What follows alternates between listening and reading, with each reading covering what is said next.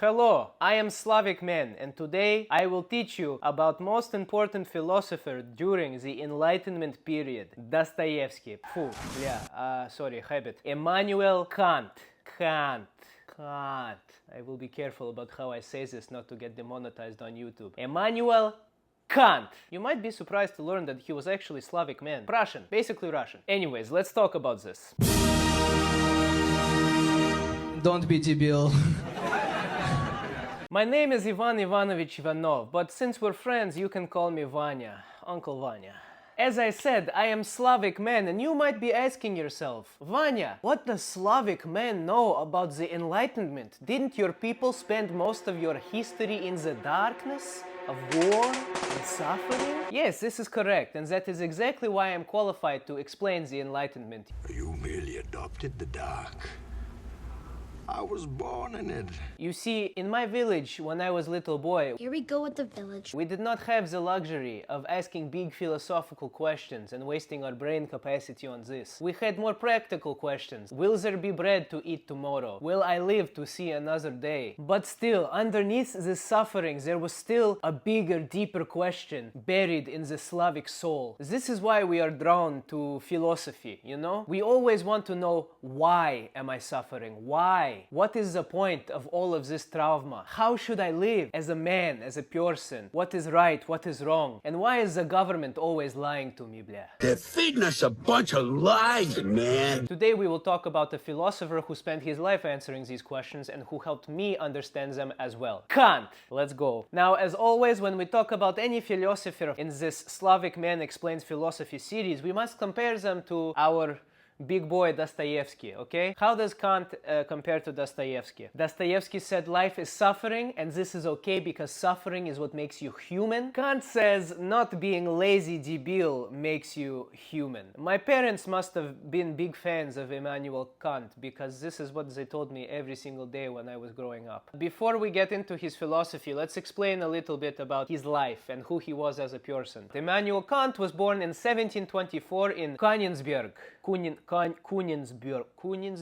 used to be called Königsberg, today is Kaliningrad, Russia. Like I told you, he is a real Slavic guy, okay? He spent his entire life in this city. He never left, not even one time, which is kind of crazy. He did this because he was a man of very strict routine. He was so precise, disciplined and punctual that his neighbors made jokes that they can set their clock every morning to when he leaves door for his afternoon walk. It was bad joke, but you get the point. Today, therapists would say this is called the obsessive compulsive disorder, but this is why therapy is fake. This is called discipline, okay? This disciplined lifestyle led to some of the most revolutionary ideas in Western philosophy. So what was Kant's philosophy in general? In this video I will talk about his philosophy and 3 lessons that I learned, but first let's talk about the general ideas. Kant was writing during the Enlightenment period. This is a period in history where all of the big, smart Europeans decided enough with the kings, enough with the rules. We are going to take our power back. Oh, freedom! We don't want other people telling us what to do. We will use our own God-given reason and humanity to make our own decisions. This is exactly what motivated Kant's philosophy. He had a motto, 2 words. In Latin it's called sapere auda. I'm very sorry, I barely know how to speak English, I cannot speak Latin. I hope the pronunciation was okay. Sapere ode. Sapernic. This is Latin for dare to know. Kant meant by this is have the courage to have your own understanding of life. Or again, more simply, think for yourself. Stop being lazy debil. And this brings us to the first of 3 lessons that I took away from Kant's philosophy. Daring to know and thinking for yourself. Okay, we can simplify this. It's literally the first lesson is don't be debil. Okay? Don't be debil merch available on my website. Very good. Kant believed that most people lived in what he called self-imposed immaturity. Not because they don't know how to think, but because they are too lazy or too scared to learn to think from themselves without somebody telling them how to think. I mean, this is a problem in history and right now. Today, it's a very big problem. Think about it. Before, the government or maybe the church told you how to think. Today, not only the government and church are still telling you how to think, but also we have social media algorithms, influencer, TikTok, huyok, news, social medias, constantly every day bombarded with ideas that aren't necessarily your own. And you are told, this is the truth. How do you know? What do you mean? What do you mean? Why don't you take a second to question it before you believe it blindly? This is what he meant. Self-imposed immaturity, okay? Not thinking for yourself. And again, this is a huge problem today. We live in a very polarized world where social media is quite literally tribalizing people. You know, you live in one world with your brothers and sisters, your comrades, and we feel like we are enemies because we see always on social media who is good guy, who is bad guy. And I think this is what social media wants. They want your attention and your emotion and to turn us against each other, because for them this sells products and makes money, okay? And this very brainwashing with the algorithms is killing off free will and critical thinking. It's a very simple concept. Kant is basically just saying you must think for yourself instead of relying on groupthink or what everybody is posting on Twitter. Now, of course, relying on other people to tell you what to think is much easier to do than thinking for yourself, but this is exactly why it's a problem and why other people choose to do it, because they are lazy debils. So your mission, should you choose to accept it, is not to be lazy debil. Here is a quote from Kant. Enlightenment is the human being's emergence from his self-incurred minority. Kant is saying that suffering in society is coming not from bad people, but from lazy thinkers and people who accept what they are told without questioning, and that enlightenment comes from your ability to rise above this and think for yourself. And when he says self-incurred minority, he is not talking minority like age, you know, not like minority like on Epstein's Island minority, little person, but more emotional immaturity. Because what does it mean to be a child? To be a child means to rely on your parents. It means to rely on others for survival. Because that is what it is when you are a little kid. You are learning from your parents. They're teaching you how to live this life. But when you have become adult, it is your responsibility to do that for yourself based on the things you have learned growing up. So stop asking for permission like a little baby. Be a man and do it yourself, bля. Very easy. You should listen to me when I say this, because I grew up in Soviet Union, where, as you know, questioning authority was not exactly encouraged. All right, let's finish up here. And yet here I am questioning absolutely everything, including speed limit on highway, because Kant said it is my duty as a rational human being. Понял? To wrap up lesson 1, question everything. This video, me, yourselves, but most importantly, the government. And TikTok huyok algorithms, okay? Let's move on to lesson 2.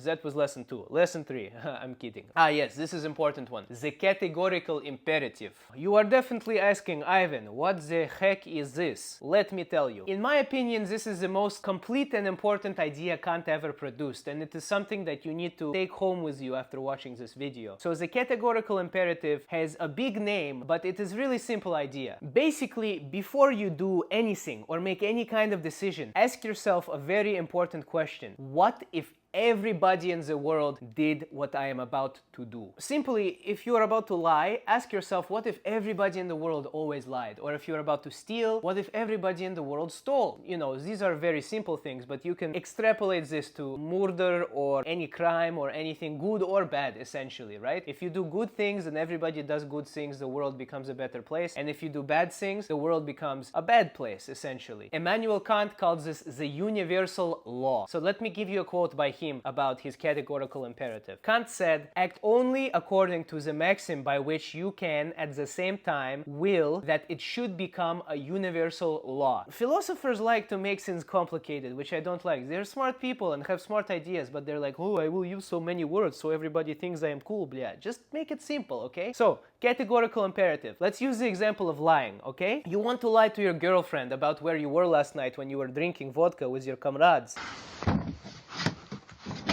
And you think, this is a little lie, you know, no problem. My girlfriend will never know. I didn't really do anything bad. I'm just going to lie to her so she's not mad and she doesn't give me the belt. It's okay, right? Wrong. Think about if this was a universal law. Kant said, what if everybody lied whenever it was convenient? The answer is, words would become meaningless. If everybody lied, nobody would believe anybody and the entire system and society would collapse. Therefore, lying fails the test of universal law. It is bad, do not lie. lie. You get it now? Let's use one more example. Vodka. You want to drink vodka, have fun with your comrades, and skip work the next day. Ask yourself, what if everybody in the Soviet Union did this? I mean, they kind of did, and we lost the Cold War. Universal law says drinking every day until you black out is bad. There is a real life example of categorical imperative. Maybe if Gorbachev read about the categorical imperative, he would not have lost the Cold War. I think you get it by now, right? The categorical imperative simply is stating that your actions are not private as you think they might be. If you think I will make this little lie or drink a little bit of vodka and it's not gonna hurt anybody but me, you are wrong. Because every choice you make in your life is effectively a vote of how the world should work as a whole, the universal law. Because if one thing, if one decision is true, then its entire nature must be true as well. So make your choices accordingly. Okay, and lesson 3 is, I think, the most important one. Always treat people as an end and never a means to an end. I mean, this one is less cryptic than the other ones. It's pretty self-explanatory, right? Humanity is important, so always treat people as if they are the only thing of value and never as a stepping stone to some goal you need to achieve. Don't use people as tools. This is a dirty thing to do. Let me give you a quote. Act so that you treat humanity, whether in your own person or in that of another, always as an end and never as a means only. That's it. Simply do not use people. Do not befriend a rich white boy because his parents own a nice cottage in Muskoka. That's too niche of a reference. Do you guys know where Muskoka is? Do not befriend a rich white boy because his parents own a cottage, and do not be nice to your boss because you really want him to give you a promotion. You get the point. People cannot be treated as tools. They cannot be treated as instrument for your comfort or advancement in life. Everybody you meet is a human being worthy of dignity and respect just because they are a human person. And treating them as such with respect and dignity, not only because it benefits you, but just because it is the right thing to do, this is what Kant believed to be the most moral action one can take. So, again, to compare it to Dostoevsky... Shut up about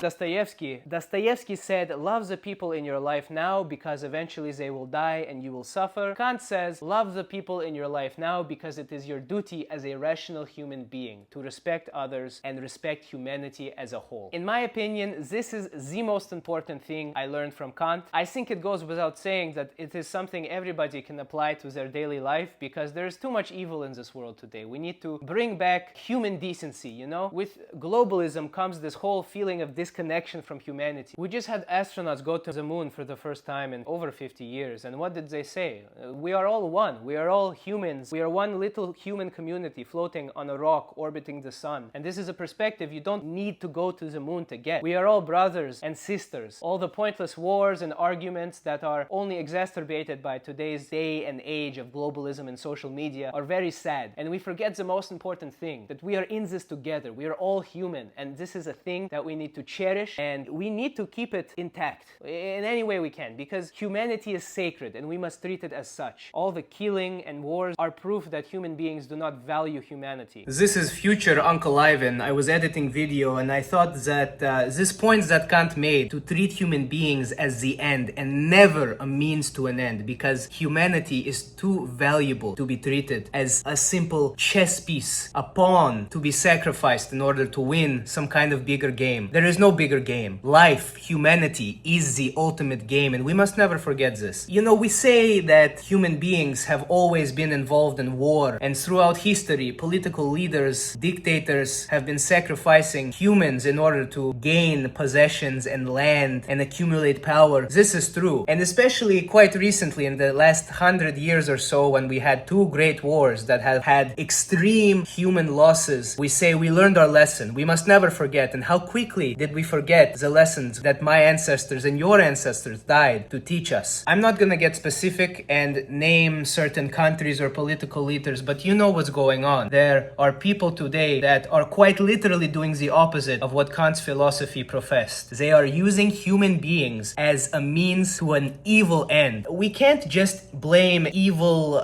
political leaders, but also you and me. Social media is dividing everybody so much. We argue on Twitter and we forget that behind the profile picture on Twitter, there is another human being with goals and aspirations just like you and me. And at the end of the day, these social media politician dalbayobe, this is what they want. They want division. They want us to fight each other. So I think we must remember how valuable human life is, and remember, that's the point. There is no other point. There is no bigger game. Human beings are the end. They are not a means to an end. Okay, I will continue in main video. Давай. Kant said that the greatest enemy to the Enlightenment is not ignorance, it's actually laziness. I mean, we already see how Kant's philosophy is reflected in the modern world. Kant's ideas are perhaps more relevant today than they ever were when he was writing these words. We are a world of people who live in some of the freest societies in the history of mankind. We have access to all the information at our fingertips on the internet, and yet we outsource our thinking to social media algorithms and Uber Eats. That is a huge part of the problem. Instead of using our free will to get off of our jopa and make some borscht, we order on Uber Eats chicken noodle soup so some immigrant comes and delivers it to us. I would go as far as to say getting Uber Eats in the eyes of Immanuel Kant would be an abuse of your humanity. It would be literally a sin. Kant would look at the modern person scrolling through their phone, being brainwashed by social media algorithms, texting angry messages on Twitter to people they don't know, and he would say, "You are debil, you are the problem." This kind of lazy thinking, outsourcing of your own intellectual capacities, this tribal animalism, is exactly what Kant meant by self-imposed immaturity. And also the categorical imperative, the universal law, it was made for us to use in the age of the internet. It's almost as if Kant saw into the future and he wrote it down so that we could read it today and save ourselves from becoming brainless zombies. So next time you read something stupid on the internet and choose to believe it or post an angry comment, think, what if everybody believed everything they read? And what if everybody replied angrily to anything they saw on the internet right away without thinking, like an animal, like a monkey? And honestly, they do. And you see the result. Wow, this video is getting kind of depressing, but that's okay because life is suffering and you must survive. So don't be lazy, make your own opinions. And if you do this, it will be less easy for the people in charge of these wars to brainwash us and allow these things to happen. Okay,